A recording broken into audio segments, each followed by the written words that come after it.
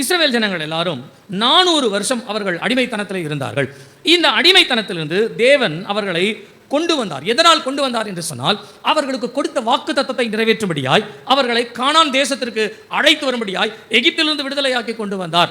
எப்படி நீங்கள் அப்போஸ்தலர் 1 அதிகாரம் 5வது வசனத்திலே பிதாவினுடைய வாக்குத்தத்தம் நிறைவேறும் என்று வாசிக்கிறீர்களோ, அதே போல பழைய ஏற்பாட்டு காலத்திலே ஆண்டவர் இஸ்ரவேல் ஜனங்களுக்கு ஒரு வாக்குத்தத்தம் கொடுத்தார். அந்த வாக்குத்தத்தத்தின்படியே அவர்களை கானான் தேசத்திற்கு புறப்படும்படியாய் கொண்டு போனார். எத்தனை பேர் வாக்குத்தத்தம் பண்ணப்பட்ட தேசத்திற்கு புறப்பட்டார்கள் என்று சொன்னால், புருஷர்கள் மாத்திரம் 6 லட்சம்.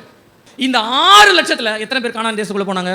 ஆனால் வாக்குத்தத்தம் பண்ணப்பட்ட தேசத்தில் அவர்கள் பிரவேசிக்க முடியாமல் இருந்ததற்கு காரணம், பிரவேசிக்க கூடாதபடிக்கு, அந்த வாக்குத்தத்தம் நிறைவேறக்கூடாதபடிக்கு இருந்த காரணம் என்னவென்று சொன்னால், அவர்கள் போகிற வழியிலே ஆண்டவருடைய மகிழ்ச்சியை அனுபவித்தார்கள், ஆண்டவருடைய சத்தத்தை அனுபவித்தார்கள், ஆண்டவர் கொடுத்தது எல்லாவற்றையும் கொண்டாடினார்கள்.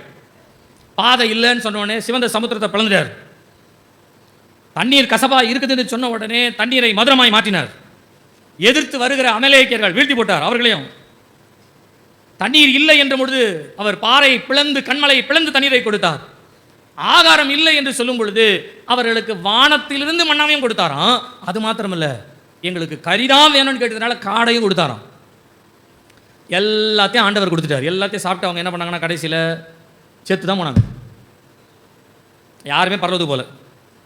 இன்னைக்கு நிறைய பேருடைய வாழ்க்கை அப்படிதான். ஆண்டவர் கொடுத்தார், ஆண்டவர் கொடுத்தார், ஆண்டவர் கொடுத்ததை அனுபவிக்கிறது.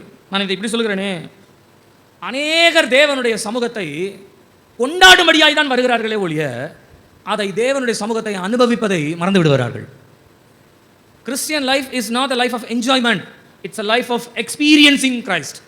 கிறிஸ்துவை அனுபவிப்பது தான் கிறிஸ்தவமே ஒழிய, கிறிஸ்துவினுடைய பெயரை வைத்து கொண்டாடுவது கிறிஸ்தவம் கிடையாது. கிறிஸ்தவ ஜீவியம் அனுபவபூர்வமான ஒரு ஜீவியம், ஆடம்பரமான ஒரு ஜீவியம் கிடையாது.